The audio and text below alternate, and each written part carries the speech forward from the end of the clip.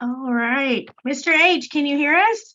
I can hear you loud and clear. Awesome. Thank you so much for joining us today. We really appreciate you spending some time with us and being willing to spend time with us this week. I know you have a very busy schedule, so we appreciate you taking the time to do so. And first off, congratulations on having both William and Kyle in the championship for this weekend. We wish you guys the best of luck.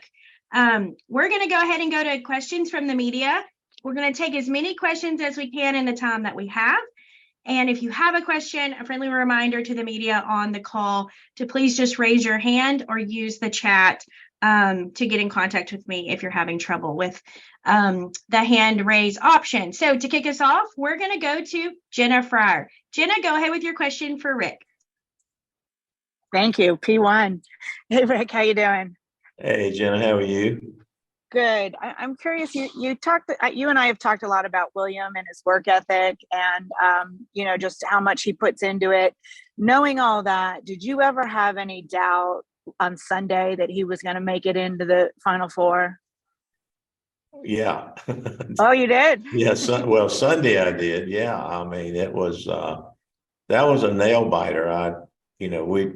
He's won that race before, and we've been so good at Martinsville, and that was a struggle. And it was just it was a tough race. And as it played out, once we could see that probably the 12 was going to win, and we had to finish it, I think 18th or better, we were in good shape, but not the way we wanted to finish that race. How do you feel now? You've got two chances. Do you like either one of them better than the other? How do you prepare the two of them? You really expect me to answer that? I do. Well, listen, both of them have had a great year. When you look at William has won 6 races and Kyle 4 plus the All-Star race. We've taken 2 good cars, and William won that race in the spring. So we're just happy to be in the race. We're happy to have 2 cars going out there to race for the championship. Both cars have run good all year, and I hope that one of them can win. And I don't see that either one has any more advantage over the other guy, because if anything, William did win the spring race. So, but that doesn't make any difference when you go back. So I think our guys are prepared. We're going to go out with the best cars we have, and a lot of attention to detail, and try to execute a race without any mistakes. And that's what you got to do. I mean, you got to have to have good pit stops, and cautions have to fall the right way. You can be a dominant car and not win this race. So we just got to run the race. And just again, when you start the year, you want to try to get cars to the championship 4. And when you can get 1 or 2, you've had a great year. So very happy that we're going to be there with these 2 guys, and we'll see how it works. Great. Thanks, Rick. All right. Our next question will go to Bob Pockris. Go ahead, Bob. Yeah, Rick, there hasn't been a driver raised in North Carolina who's won a championship since Dale Jarrett in '99, as far as the Cup side goes. I'm curious, does William could be the first since then? And does it matter? I think to have a guy like William that grew up here in Charlotte, that is kind of a native of the Charlotte market where all the teams are based.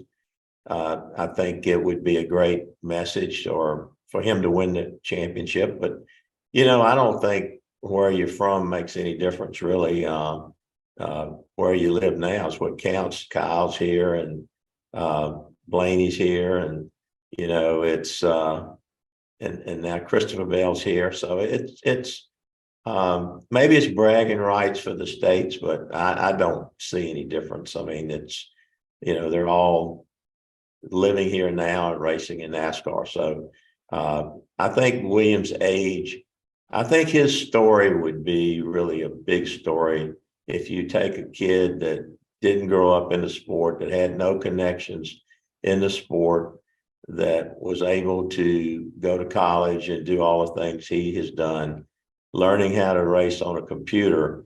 I think that is kind of like when Jeff Gordon came on the scene and opened the door for a lot of open wheel guys.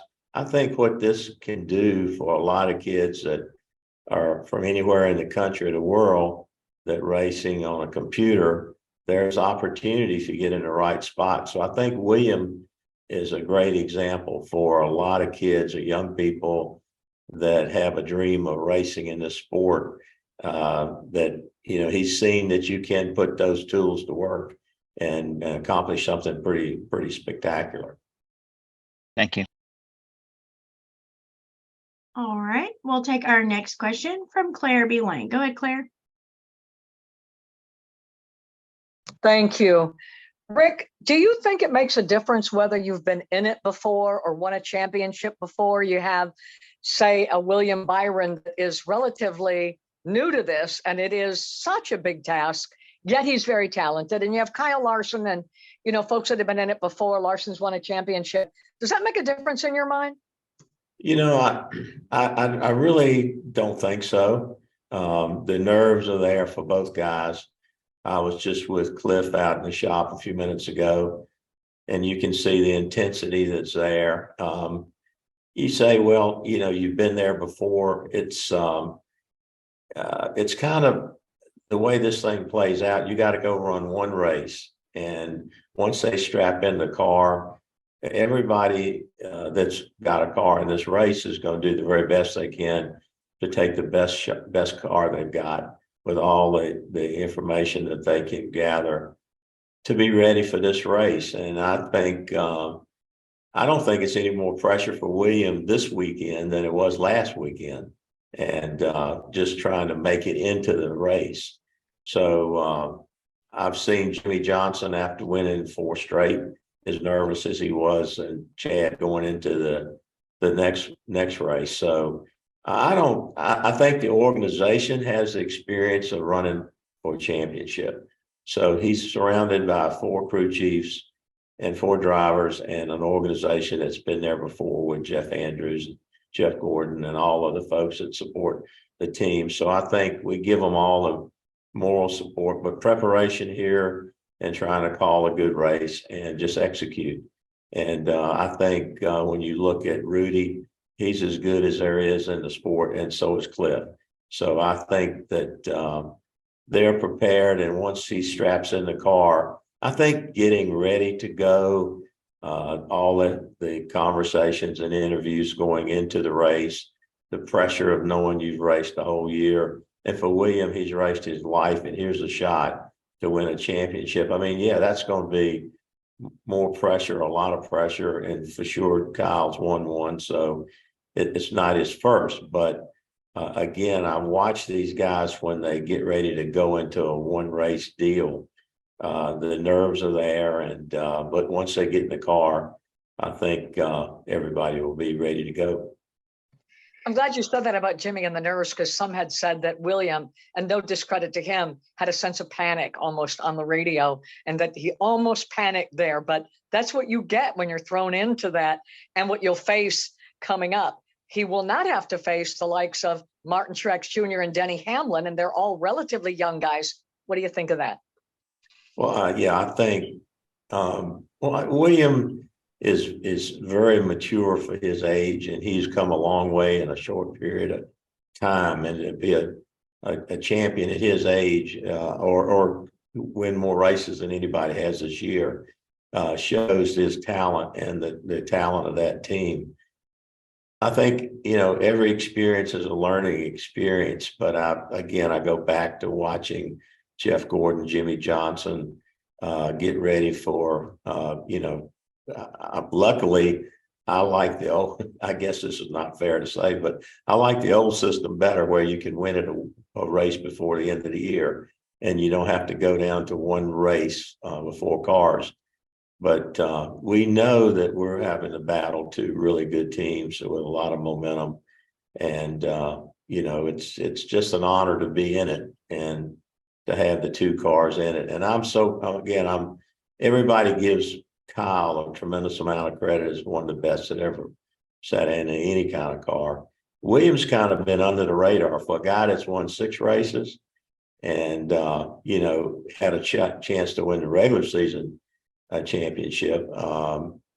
For him to accomplish what he has, he's kind of been under the radar. Nobody has talked about him a lot. And, but if you look at what he's been able to do, it's pretty impressive. And at his age, and the chemistry between he and Rudy, I think there will be a lot of championships in their horizon. Thank you, and good luck, Rick. Good luck. Thank you. Thank you, Claire. All right, our next question will go to Dustin Long. Go ahead, Dustin. Thank you. Hey, Rick, I'm just curious, going back to 2016 when you signed, August of 2016 when you signed William Byron, looking back at that point, you had Dale Jr. on your roster, and I know that was the season he was hurt, so Alex Bowman was running some races. You had Chase Elliott's rookie year, Casey Kane, and Jimmy Johnson. So you had a couple of young guys already, and you had Alex in kind of in place. What led to, you know, going after William? I know he was having that great truck season, but as you looked and planned, why did you decide to make the move at that point? You know, the thing about William I was so impressed with was how quick he learned and what he did in late models and what he did in the you know, the legend cars, everything he got in.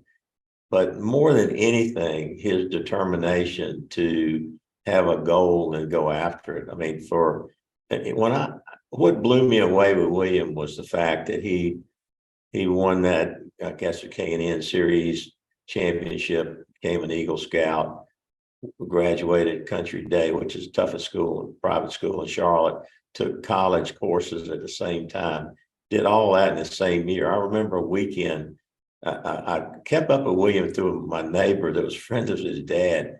He said, "Can you believe that kid raced on Saturday or Sunday, got in a car, went to the mountain, slept in a tent at 8 degrees to get his Eagle badge." And when I looked at him and watched him and remembered what he did at JRM and how confident he was when he walked up to me one day when he was like 15 and said, "I'm going to drive for you one day." He just had the whole package. And I just felt like you put him in the right spot and give him time, he's going to develop into something really special, because he's a special guy, because he has got what a drive and determination. You see him, you think he's a mild-mannered little guy, and he doesn't have, you know, he's not a killer instinct. His determination to succeed and his willingness to work hard and his willingness to put in the extra hours and to spend time in a simulator, and when nobody else wants to do it or they've done it, they don't need the time's open, he'll take it. His work ethic is so impressive, and I just felt like, you know, if he was in the right spot with the right people, he was going to do great things, and you know, it's turned out to be that way. Were there reservations with moving him up to Cup in 2018, considering, look, he had great success at lower levels, so he'd shown some success, but obviously there's always the question, do you move somebody up quickly and throw them to the wolves and let them learn? And this is a tough place to do it, the Cup Series, or do you give more time to learn the trait? You moved him up quickly. Why so? And the reservations? Yeah, well, you know what?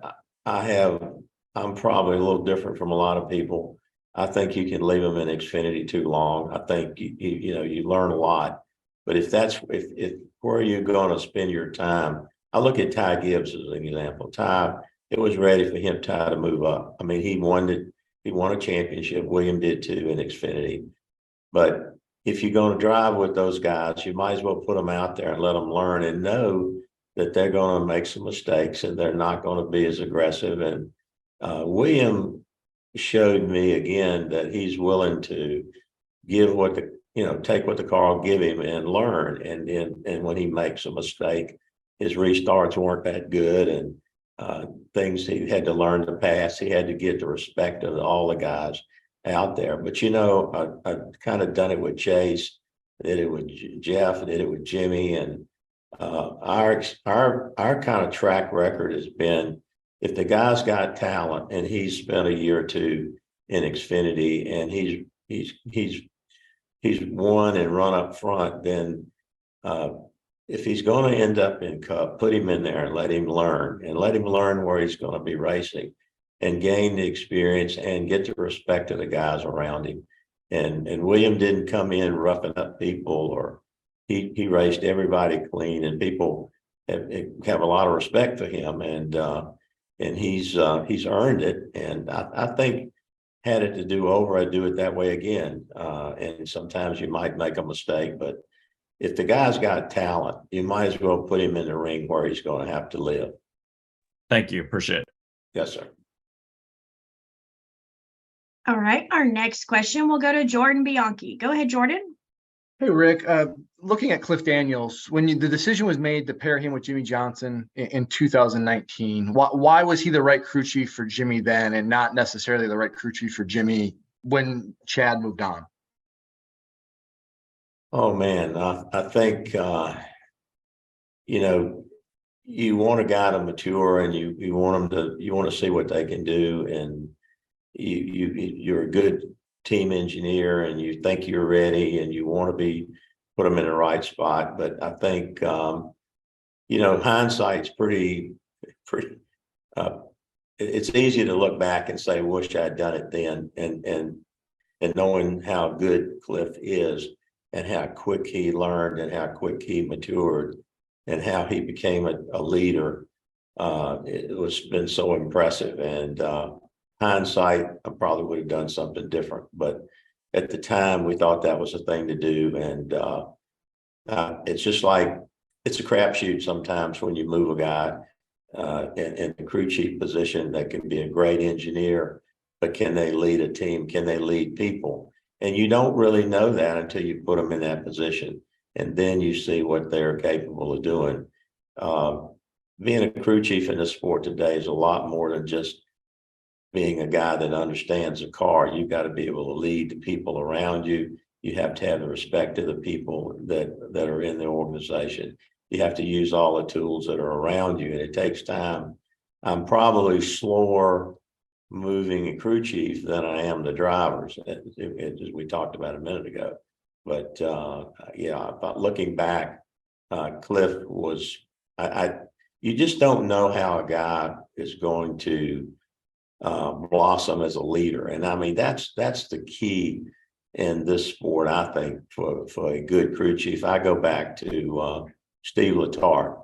Steve Letarte probably wasn't the smartest guy in the organization as knowing the car, but as a leader and as a motivator and as a guy that could make everybody from the pit crew to the driver to the engineers all work together, he was a master. So you got to learn you've got to be able to do all those things. And I think we probably that's one reason we didn't move him any quicker than we did. And that was probably a mistake. And then when the decision was made to pair him with Kyle Larson, what was the impetus behind that decision? Even though, necessarily Cliff maybe didn't have the level of success you were seeking, prior. Well, I think it was time to move him, and the opening was there, and bringing Kyle on. Kyle had a lot of experience driving all kinds of cars, and we felt like that was just a good combination at the time. And there again, did not know the leadership skills that Cliff had, and that we could see the drive and the desire, but he was a little bit more subdued as a engineer than he has been as a crew chief. So when you got a champion like Jimmy Johnson, you try to make sure that you put the right person with them, and you don't want to make a mistake. With Kyle, we just felt like Cliff had shown he was ready, and boy, that's an awesome combination, as it's proven to be. Two very Cliff is a very intense guy, and Kyle is a little bit of a laid back guy, but they click and they the marriage there has been a very good one, and they like each other, respect each other, and they want to work together. And that's the secret sauce in this business. There sometimes you put two together and the chemistry just isn't there, and it has worked with these two. Thank you. Yep. All right. Our next question will go to Kelly Crandall. Go ahead, Kelly.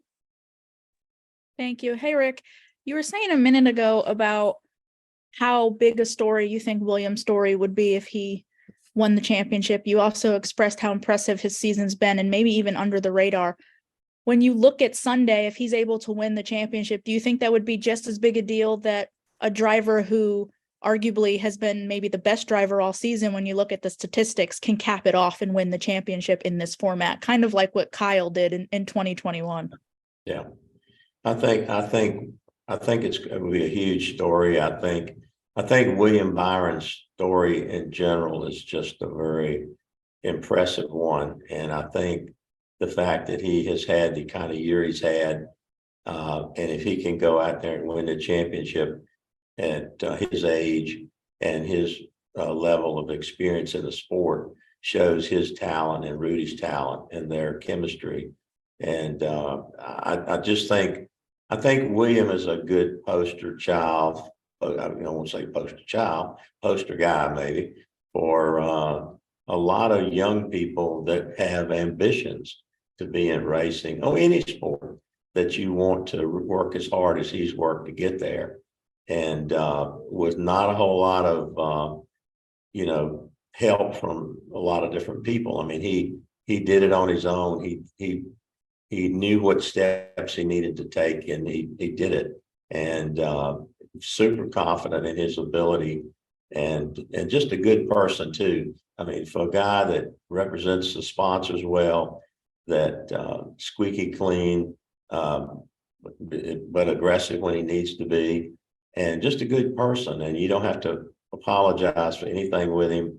And I think that's one of the reasons he's kind of been under the radar. He's not outspoken. He doesn't run his mouth. He doesn't go out and rough people up, and he's done it in a very professional way. And I think it would be a tremendous story if a kid that had started at 14 or 15 years old on a computer can end up marching through the Truck Series and Xfinity Series and then the Cup Series and cap off a year where he won more races than anybody did and win the championship. I think it'd be a really great story for NASCAR and a lot of the fans. Thank you. All right. Our next question will go to Jim Utter. Go ahead, Jim. Hey, Rick, how are you? I'm sorry, I can't answer any questions from Jim Utter. You're a bad man. I couldn't help myself. I'm sorry. That's all right. Jim. So last year we had the introduction of the next gen car. Is this year the introduction of our next generation of Cup champions? Well, I think this what kind of shows you is that I won't say anybody, but there's probably 10 or 15 guys out there in the right position that could be in this playoff and be one of the guys in the Final Four. You look at the talent of the people out there and the way this car is equalized the field. And on any given day, you see organizations that rise to the top, and they'll, Stuart Haas will be at 4 cars in the top 10, or Gibbs will have 3 cars and 4 cars in the top 10. Penske, all of us, and then all of a sudden you see Mike McDowell or people win races, and I think that it opens the sport up, and I think that's what Jim France wanted, and what NASCAR wanted, and the fans wanted, to equalize the field and see multiple people have shots to win races. And I think this car is taking a lot of the engineering tricks, or all the different things that teams were able to do to gain advantage away from everybody. And this is the car, we're basically racing the same car. When you look at the motors, they're all pretty close. I mean, they're within 3 or 4 horsepower of each other, from Toyota, Ford to Chevrolet. So the advantage in the sport today is pit crews, having a really good pit crew that's fast, calling the race and not making any mistakes. And how many times this year we've seen restarts where a guy's leading all day and then all of a sudden there's a caution that comes.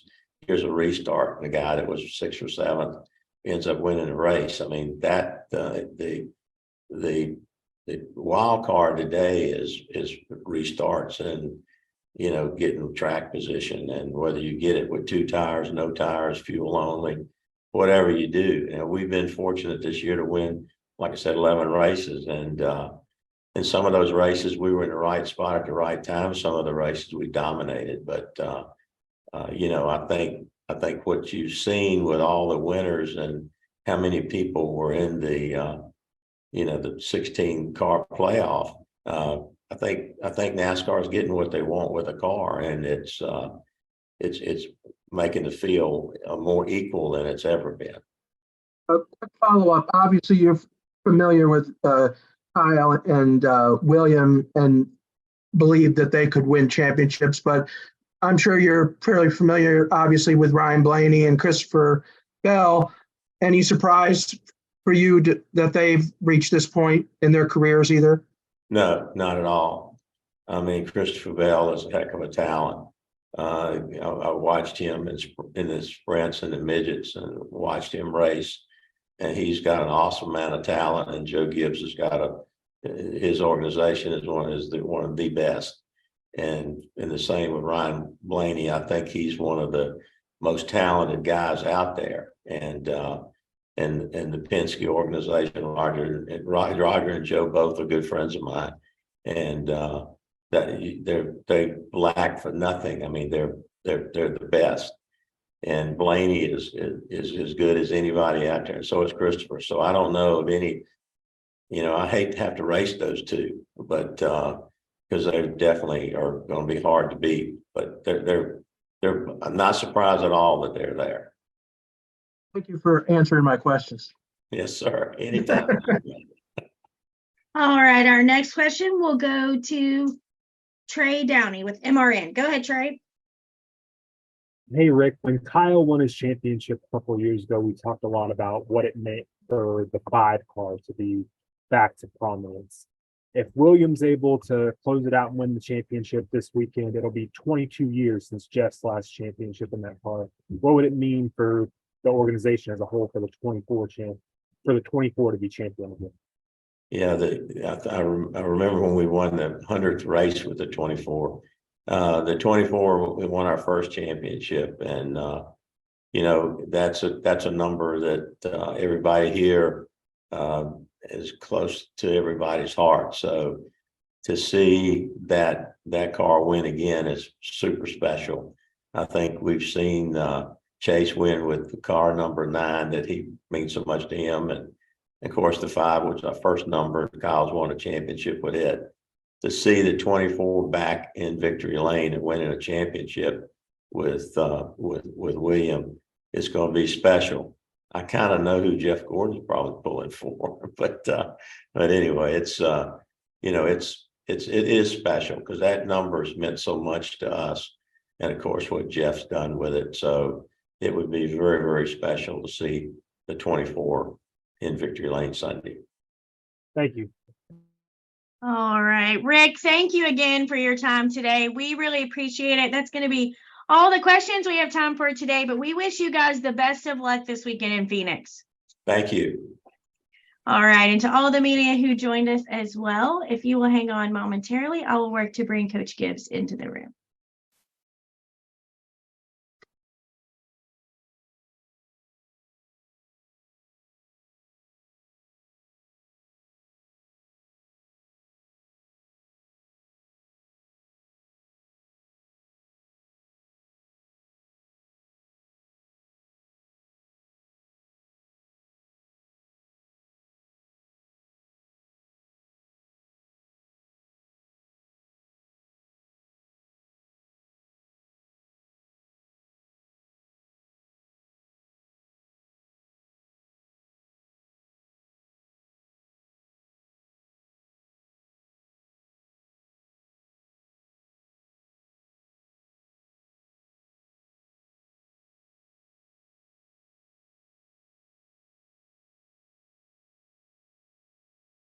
I believe we have a special guest that wants to ask you a question. Rick, can you hear us still? Not Rick. Yeah.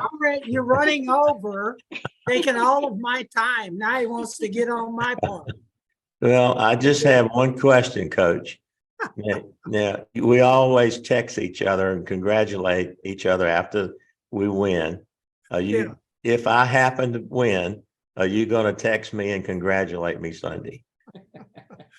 I will be forced to. I feel like I need to do that. Yes, I will. The problem is I've been having to text a whole lot more than you have. That's a problem. Well, I just had to mess with you a little bit, and I'm proud to be in there with you, brother. Well, I appreciate you too. Let's go get it. Let's have a good one. Okay, buddy. Yeah. All right. All right. Thanks, Rick. Yeah. All right, Coach. Again, thank you so much for spending time with us today. We really appreciate it. We're going to go ahead and take questions from the media. We'll take as many questions as we can in the time that we have. And to kick us off, we're going to go to Bob Pockris. Bob, go ahead with your question for Coach. Yeah, Coach, with you having two drivers eliminated the other day, I'm curious about what the feeling is or is in the shop. Do you feel like people are deflated, or the fact that Christopher is still in it is enough to keep people energized? No, I think getting in it is just extremely hard, Bob. And I think that our guys are thrilled that we're in it. We're proud of the fact that we've been in it, the years that we have. So that's been exciting. We felt like at Martinsville, we gave it everything we had.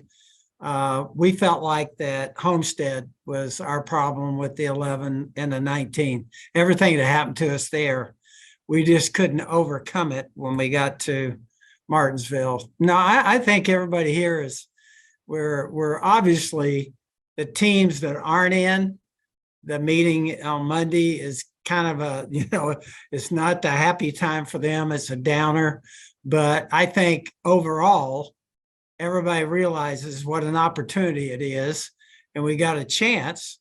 So that's all you can ask for in pro sports. And so I think everybody's excited from that standpoint. And, a lot of people would probably put Christopher as like kind of if they ranked your drivers in the playoffs as third among those three. I'm curious what you've seen in him and his team throughout the playoffs that make you think he can challenge on Sunday. Well, I think, first of all, Adam, our crew chief, is something we think is special. I know Christopher would tell you that, Adam Stevens. And, he's just been great at directing things, taking a young guy like Christopher. And for us to be in there 2 years in a row is just a huge deal. It's a huge accomplishment. And I think the thing about Christopher is, if you kind of notice what he's been able to do when he kind of gets to a point where he kind of looks at the latter part of the season, knowing how crucial the races are, it's kind of where he steps up. He did it last year, and he did the same thing again this year. So I think there's 4 very excellent teams in the playoffs. I don't think many people have a particular favorite, but I think all of them are really, really, when you fight through the year that you have to go through, and you think about all you got to do in NASCAR and all you got to accomplish, all the different tracks, the travel, the length of the season, I think is a major deal. And so to go through all that and to wind up being in the Final Four and having a chance, it's just really hard to do. And so we appreciate it. And then, gosh, I think everybody here at JGR is excited about the opportunity. Thank you. You bet.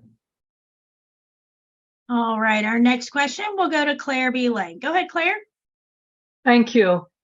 Coach, you see Denny Hamlin as close as anyone. You are his boss. While no one criticizes Truex for not making it, it's very competitive. Those who are not on the side of Denny Hamlin, perhaps unfairly, question his focus, concentration, and even smarts. Do you feel like that's unfair? You see Denny in the meetings. You know what Denny has added to it. Is that unfair? I think I can always remember I got a question on Jeff Gordon one time. You know, why do people boo Jeff Gordon? And I said, you got to realize in our sport, you know, what's the most you're going to get of fans? What's the most? What did Dale Earnhardt get? You know, 30%? I don't know, but you got a huge group of fans that are going to be pulling against you. And I think that's one of the thrills about our sport. I think you got the drivers are competing with each other.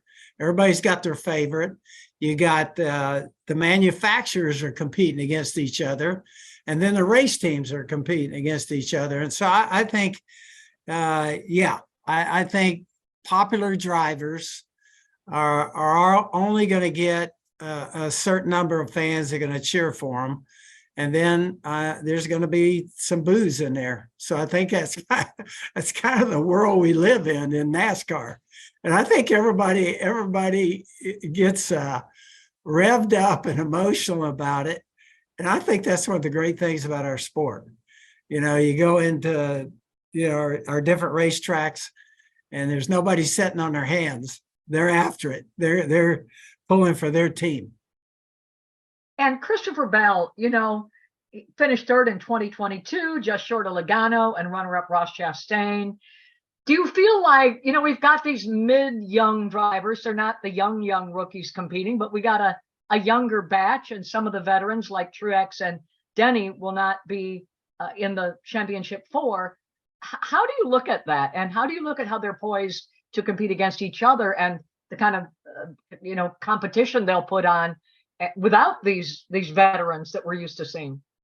Yeah, I think what happened with this younger group this year, I think it's just something that I think it's just something that happened.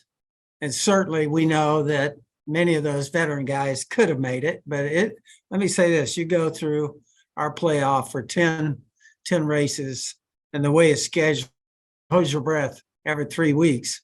And so I think this year it's just the way it worked out. I know in our case, our 2 veteran guys, like I said, we just had a lot happen to us, at Homestead, and it just got kind of out of our control there, which can happen in our sport. Sometimes the car doesn't obey. it has problems. And certainly that's what happened to us. But anyway, I just think this happens to be, and I know everybody's writing about it and talking about it. It's a younger group for sure in the playoffs. And so I don't quite know what to make of that, to be truthful. Maybe I'll see you in Victory Lane. It's where I usually run into you. So thanks. Appreciate your time. Yeah, I like seeing you, Claire. I know we've had a good day. Thank you. Thank you. All right. Our next question will go to Trey Downey. Go ahead, Trey. Hey, Coach, this is the 10th year of the Championship 4 format, and JGR is the only team that has had a driver in the Championship 4 every year that this has been the format. Obviously, I know you'd like to have more championships in the past decade, but what does that accomplishment mean to the team to get someone to this point every single year? I think it is extremely hard, Trey, and thank you for bringing that up. I think our people here, the thing that I kind of hate about our sport in a way, we have all the people here at our complex, and they really don't get to be in winner's circle. And so what we try and do on the day after when we win, before our competition meeting, we put up a banner and we bring everybody in on the floor, and we have a chance to have the driver talk to them, the crew chief, and obviously I talk to them. So it's a total team effort. I think everybody that's in this Final Four or anybody that's racing in NASCAR will tell you it's extremely hard. I always tell everybody that, I was fortunate enough in football to win a Super Bowl the second year. And when I came over to NASCAR, it was 9 years before we were able to win a championship. And so I think that's just an example of how hard it is. I think that's the reason why the fans enjoy it. We appreciate our fans so much, but I think they enjoy knowing how hard it is. And so I think it's hard to win a race. And we see even the best young guys, when they come over, I think the average is somewhere around 100 races before you can win a race. And so I think, as fans, we appreciate watching something that's really, really hard and having the people in it make it look easy. And so I think it's the greatest reality show in the world. And so we're just thrilled to be a part of it and love it. And then just as a whole, from bird's eye view, 10 years of this format now, just kind of what's your take on the championship four as we've had a decade of it now? Yeah, I think in general, if you kind of look at who's won championships and who gets into the Final Four, I think it does reward, really, really good cars that had a heck of a year. You just can't get there. And our cars, our two veteran guys, kind of showed how hard it is. There's so much can happen to you. You take Martin and puncture a tire at Kansas. How does that happen? The issues we had at Homestead. And so I think it's a lot to overcome. And you got to really put together a great year, and in particular in the playoffs, because you can have one bad race and put yourself in real trouble on any of those 3 race segments of our playoffs. Thank you. All right. Our next question will go to Lee Spencer. Go ahead, Lee. Thank you. And thank you for joining us today, Coach. You've been a beneficiary of what TRD has been able to do with their driver development program and Christopher Bell. And to do it as successfully as they had, and you can even look at Kyle Larson in that manner, because they came through, the Keith Coons, I guess, farm club, right? You're somebody that understands farm clubs and the whole development of players. Can you just speak to just the success that they've had in bringing up drivers and being able to plug them into organizations such as Joe Gibbs Racing? Yeah, Lee, I think that's a great point. I think I have many times people ask me, well, how does a young guy wind up getting a chance to race, particularly in the top level of our sport? And I think what happens is all those series where young guys start out, racing, whether it's the late model world or sometimes it's go-karts. And so when you see them start winning at that level, Toyota's done a great job of trying to look and see who is showing great talent. And sometimes the kids, may not have a lot of resources to go with that. And I think Toyota's done a great job of trying to see the young talent, and then in many cases, helping them, supporting them, and helping them, whether it's trucks in their truck program, whether it's helping with late models, whether it's ARCA or Xfinity, as they work their way up. They've just done a great job of that. And of course, we've been the beneficiary, and Christopher's a great example of that. And so we appreciate our partnership with Toyota in every way. But I think they do a fantastic job. I know all the manufacturers are looking at young talent, but I think they do a good job of scouting, and they got the talented people that are looking at the young guys and trying to pick out the future stars. Appreciate your time. Thank you, and good luck this weekend. You bet, Lee. Thank you. All right. Our next question will go to Dustin Long. Go ahead, Dustin. Thank you. Hey, Joe, I want to talk to you about a couple of things. One, I want to ask you about the 19 team, and obviously a great regular season, but we see what happens in the playoffs. Yeah. And after the struggles of, not making the playoffs last year. In other sports, sometimes playoff performances can mean even more and can lead to changes within a group. How do you assess what the 19 has done? And as you look at that team, what you look at for next year with that group? Okay, well, I think first of all, Dustin, hey, great question.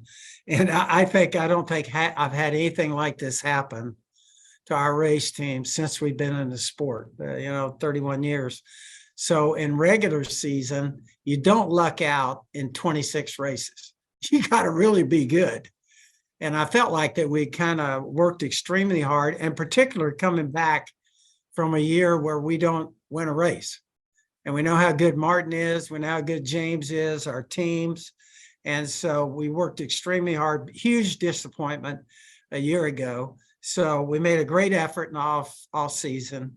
We came out, started right off the bat, and, we won with the car. We went 26 weekends, and we didn't just win. It was a lopsided win. I think we're over 40 points or something different. So it shows you at that point, we really felt like we were in a position to make a great run. And, you wind up with things like at Kansas, never had that happen to us before, puncture a tire. And, we hit the wall and qualifying, I think at Darlington, kind of made a decision there, and it wound up, we thought we had things fixed and we didn't. And so it kind of went, and it can happen in pro sports. I've experienced it and the years that I've coached or been over here. But it was really unusual. I don't remember a time like this where we struggled, and yet we're as fast as we were, qualified on poles and stuff, and yet could not get to the finish line with it. And I think Homestead really hurt us. Like I said, we had some issues there for sure. And I think that's the race that cost us. I was standing with the crew chiefs at Martinsville, and both of them said it wasn't this week, it was last week. And so it's just, I don't think you can really make sense of it in a way, because it doesn't make sense. We're all kind of baffled by it, what happened to us this year with the 19. There doesn't need to be any type of changes with how that group No, is. I think, the thing about Martin, if you're going to normally have issues and want changes, it would have started last year. We don't win a race. And Martin, I'm telling you, that guy comes every single week. He never second guesses stuff. He'll be mad during the race like anybody would be. He's got a temper. I mean, all of that plays out. But honestly, during the weeks after that, when some of the toughest things for that guy to have experienced in a race car, he does such a great job of keeping his balance with it. And he really is never really, that I've heard him second guess things. Last thing I want to ask you is just about the pairing of Adam Stevens with Christopher Bell. Obviously, you had the opportunity to, when you brought in Christopher, you could have put him with somebody else or anybody else. What led to the decision to put with Adam, and how that's progressed? Yeah, I think that's one of the real delicate things in racing, because sometimes we've seen in the past where people say, well, this is a dream combination. It doesn't work out. And certainly, I think the other part of that is a hard thing to keep together, crew chiefs and drivers, because what happens to us is you have the extreme highs and the extreme lows. And we all know as human beings, we have a tough time dealing with those two things. And so when you lose races, the natural tendency for all of us is to, it can't be my fault. It's got to be something else. And so that kind of starts. But what's happened with James and Martin, they'll get after each other. And I think, you've heard that during races, but they also have a bond there. And I would say Martin is just, he is as solid as any person you want to ever be around. And we've seen him handle some of the worst things that you could, kind of have happen to you during a season. And so I think it's a tribute to those two guys. I think normally what happens when that happens is, you start getting the issues that cause crew chiefs and drivers to separate. And if you kind of look at the history, It happens a lot. Thank you. Yeah, you bet. Thank you. All right, our next question will go to Kelly Crandall. Go ahead, Kelly. Thanks, Amanda. Hey, Joe, I have two things for you. To look at the Xfinity Series for a minute, John Hunter is going to compete for the championship this weekend. But going back to Martinsville, Sammy, of course, was a little upset. Again, you guys left Martinsville with a driver upset about what had happened. What was your view of that last restart? And do you think that was just heat of the moment of Sammy emotional trying to make the championship four and coming up short? Yeah, I think a great question. And I would say this. For the last 2 years, that race at Martinsville and Xfinity has been chaotic at the end. When you think about that, there's everything on the line, and you got young guys going for it. And really, it was kind of chaos this year, for sure. So much happened. I would say that there were a lot of people that left the racetrack really upset. And we saw it play out. It played out on TV and everything else, because there were so many, and you get down to the end and you kind of think about all the things that somebody could have thought of or planned out. But man, in the heat of battle and everything that was taking place there, and it winds up being at the end, you don't know how it's going to wind up with who's going to restart in the outside lane, the inside lane. And what it does, it just leads to it can lead to chaos, and it has for 2 years in a row. And so I just think there were a lot of decisions that could have been made, weren't made. I think it goes with having a race like that where there's so much on the line, so many young guys going for it. And I think that a lot of people left the racetrack upset, really. The second thing I wanted to ask is Trey had asked you about this format, this elimination format, and your thoughts on it over the years. Along those same lines, I wanted to ask, we've always heard from drivers about how stressful this is, how entertaining it can be, and many different things to describe it as they go through it as drivers. You, the team owner, is it the same for you over the years, how stressful and how emotional watching your drivers and going through this process? There's so much on the line, and I think that's a great question. I go all the way back to when we raced under the other format, where it was just year long, whoever had the most points won. And really what happened there sometimes is it's pretty much over before even the last race.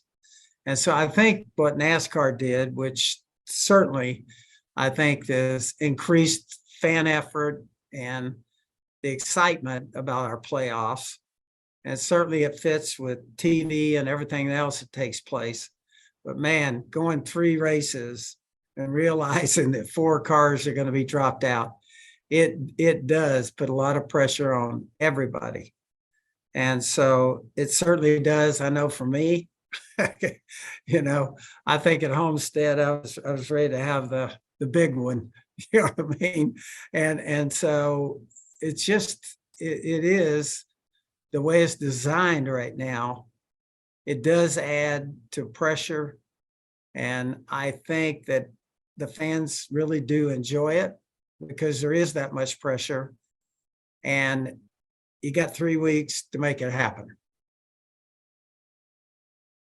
Thank you.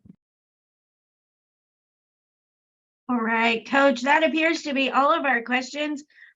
A big thank you to spending time with us again. I'm glad that we were able to kick off this session with a special visit from Mr. H as well. We enjoyed that from our end. So we wish you the best of luck this weekend as well with Christopher and the team.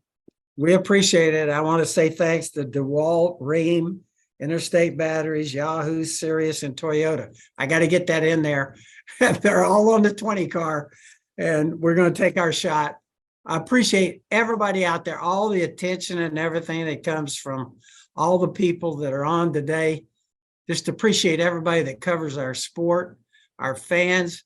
It's just a huge deal. We love it here. We're thrilled to be a part of it. And I want to say thanks to all of you that make us look so good. Well, we appreciate you taking the time to say thank you to all your sponsors. Obviously, we can't make it without them. So we wish you guys the best of luck this weekend. Thank you, Amanda. All right. And to all the media who joined us as well, I will have a recording available of this session here briefly. We will also have transcripts from all of our sessions today. I'm going to go ahead and close out this window here for this particular session. We will be joined by Walt from Team Penske at 2:30. So we will reopen this room around 2:30 or just before 2:30 for our next session. And like I mentioned, we'll have transcripts from all of the sessions today and video and audio available as well. Thank you guys again. We'll see you in just a little bit.